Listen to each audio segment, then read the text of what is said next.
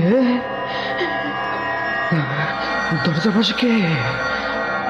আত্মা.com।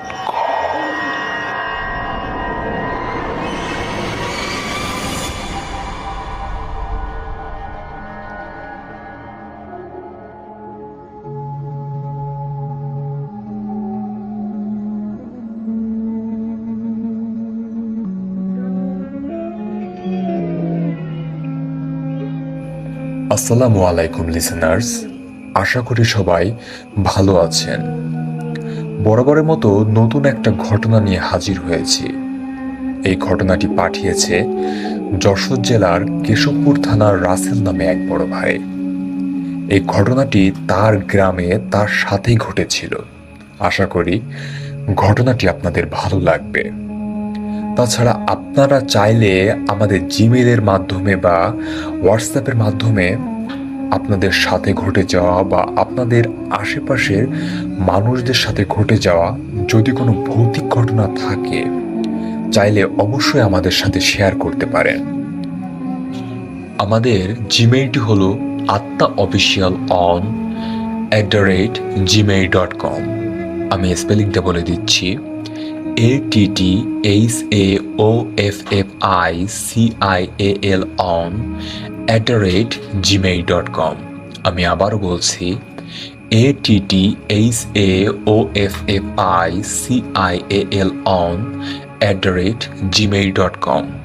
এবং আমাদের হোয়াটসঅ্যাপ নাম্বারটি হলো 01789791456। আমি আবারও বলছি, 01789791456। তো বেশি কথা না বাড়িয়ে চলে যাচ্ছি সরাসরি মূল ঘটনাতে। এখানে রাসেল ভাই যেভাবে লিখেছে ঠিক সেভাবেই পড়ে শোনানোর চেষ্টা করছি। আসসালামু আলাইকুম জিশান ভাই। ওয়ালাইকুম আসসালাম। আশা করি ভালো আছেন। আমার বাড়ি যশোর জেলার কেশবপুর থানার শুফলাকাটি ইউনিয়নের কানাইডাঙ্গা গ্রামে। এই ঘটনাটি আমার নিজের সাথে ঘটে যাওয়া একটা ঘটনা। আমাদের গ্রামের পাশেই কাকবান্ধা নামে একটা বাজার রয়েছে।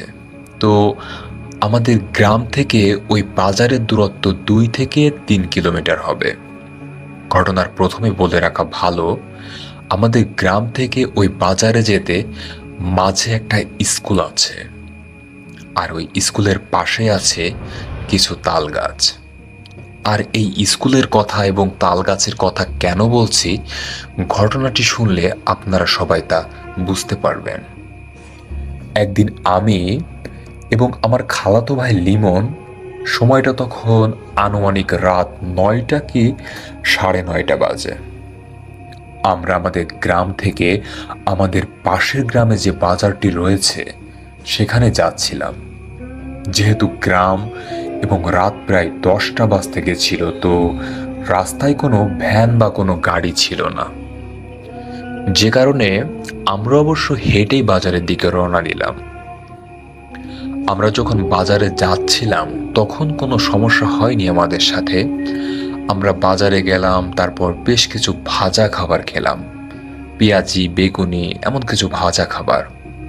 যাই হোক, এভাবে বাজারে মনে হয় ছিলাম 2 থেকে 3 ঘন্টা। আমরা 11টা কি 11:30টার দিকে বাড়ির দিকে বাজার হতে রওনা দিলাম।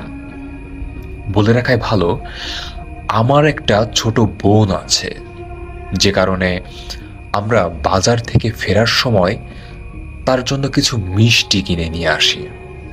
আগেই বলেছি, যেহেতু গ্রাম, তাই রাত 8টার পরে আর কোনো ভ্যান বা গাড়ি কিছু পাওয়া যায় না।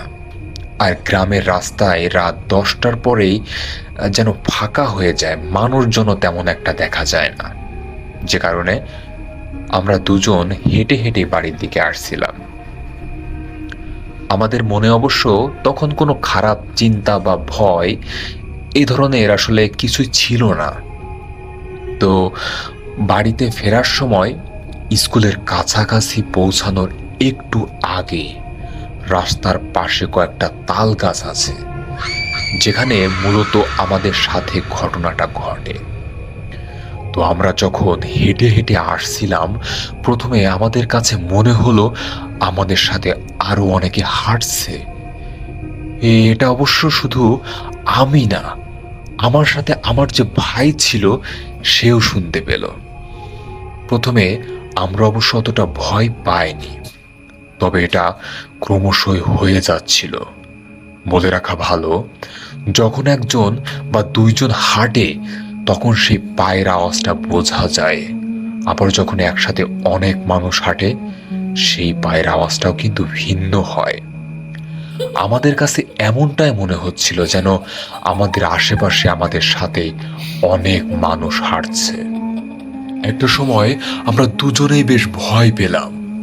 আমি এবং আমার ভাই দুজনেই বিভিন্ন দোয়া দুরুদ পড়তে শুরু করেছিলাম। তবে এখানে শেষ হলেও হতে পারত, কিন্তু আমাদের সামনে আরো ভয়ঙ্কর কিছু অপেক্ষা করছিল। হঠাৎ করে আমাদের মনে হলো পাশের যে তাল গাছগুলো রয়েছে ওইখান থেকে একটা তাল গাছের উপর বড় কিছু একটা উড়ে গেল, এবং তার ডানা ঝাপটানোর যে আওয়াজ, আর তার ফলে তাল গাছের পাতায় ভয়ঙ্কর এক আওয়াজের সৃষ্টি হয়েছিল, যেটা অবশ্য আমরা দুজনেই শুনতে পেরেছিলাম। আমরা উপরে তাকাতেই দেখলাম তাল গাছের উপর থেকে একটা আগুনের গোলা আকাশের দিকে উড়ে চলে গেল এবং নিমিষেই সেটা যেন মিলিয়ে গেল। এটা দেখার পর আমরা দুজনে অনেক বেশি ভয় পেয়ে গেলাম। এরপর আমরা দুজনেই ওই জায়গা থেকে দৌড়াতে শুরু করলাম। একটা সময় আমরা বাড়িতে পৌঁছালাম। বাড়িতে আসার পর যখন বাড়িতে সবার সাথে এই ঘটনাগুলো বললাম, আমাদের বাড়ির মানুষগুলো একটা হুজুরকে নিয়ে আসে এবং ওই হুজুর আমাদেরকে পানি পড়া দেয় এবং আমাদেরকে ঝাড়ফুঁক করে। তো সেই পানি পড়া আমরা দুজনেই খেয়েছিলাম। তবুও ওই রাত থেকে আমাদের দুজনেরই অনেক জ্বর আসে। এভাবে চলতে থাকে 2-3 দিন যাবৎ। আমাদের জ্বর আসলে কোনো কিছুতেই সেরে উঠছিল না।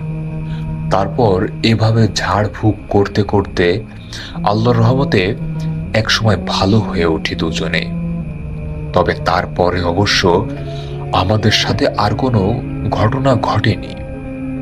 তবু আমরা এখনো পর্যন্ত রাতে ওই রাস্তা দিয়ে আর কখনোই যাইনি। এই ঘটনা আমাদের গ্রামের অনেকেই জানে। তাছাড়া যারা আমাদের এই এলাকায় এসেছেন বা আমাদের এলাকাটি চেনেন, তারা এই জায়গা সম্পর্কে ভালোভাবে বুঝতে পারবেন। এই ছিল আমার জীবনে ঘটে যাওয়া একটা ঘটনা। জানি না ঘটনাটি আপনাদের কেমন লাগবে। যদি ঘটনাটি ভালো লাগে তাহলে অবশ্যই পড়ে শোনাবেন। এই বলে রাসেল ভাই ঘটনাটি এখানে শেষ করেছে। ধন্যবাদ রাসেল ভাই আমাদের সাথে এমন ভয়ঙ্কর একটা ঘটনা শেয়ার করার জন্য, এবং ধন্যবাদ জানাই আমাদের সকল লিসেনার্সদের, আসলে যারা আমাদের সাথে আছে, সব সময় আমাদের পাশে থাকে। আপনারা ছাড়া আমাদের প্রতিটা ঘটনায়, প্রতিটা ভিডিও যেন অপূর্ণতায় থেকে যায়। তো লিসেনার্স, কেমন লাগলো আমাদের আজকের ঘটনাটি? যদি ঘটনাটি ভালো লেগে থাকে অবশ্যই আমাদের এই ভিডিওতে একটি লাইক করবেন, শেয়ার করবেন এবং কমেন্ট বক্সে আপনার মূল্যবান মতামতটি জানাতে ভুলবেন না। তাছাড়া আপনাদের সাথে ঘটে যাওয়া বা আপনাদের আশেপাশে কারোর সাথে ঘটে যাওয়া যদি এমন কোনো ভৌতিক ঘটনা থেকে থাকে, তাহলে আপনারা চাইলেই আমাদের জিমেইলের মাধ্যমে বা হোয়াটসঅ্যাপের মাধ্যমে আমাদের সাথে শেয়ার করতে পারেন। আমাদের জিমেইল অ্যাড্রেসটি হলো attaofficialon@gmail.com। আমি স্পেলিংটা বলে দিচ্ছি, attaofficialon@gmail.com। আমি আবারও বলছি, attaofficialon@gmail.com।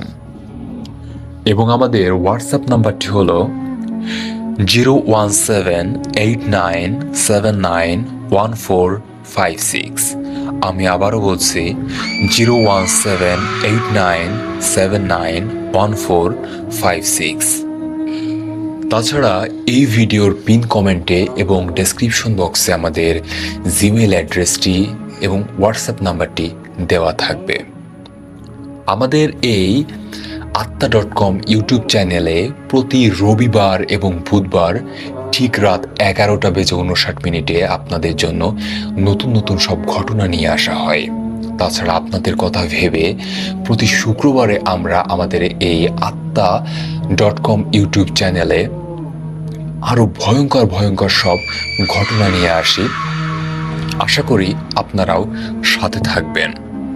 তো যারা এই ভৌতিক ঘটনাগুলো পছন্দ করে থাকেন অবশ্যই তারা আমাদের এই আত্মা.com ইউটিউব চ্যানেলটি সাবস্ক্রাইব করবেন এবং সবার আগে এই ঘটনাগুলো পেতে পাশে থাকা বেল আইকনটিতে ক্লিক করে অল সিলেক্ট করে দিবেন। সবাই সুস্থ থাকবেন, ভালো থাকবেন। আসসালামু আলাইকুম।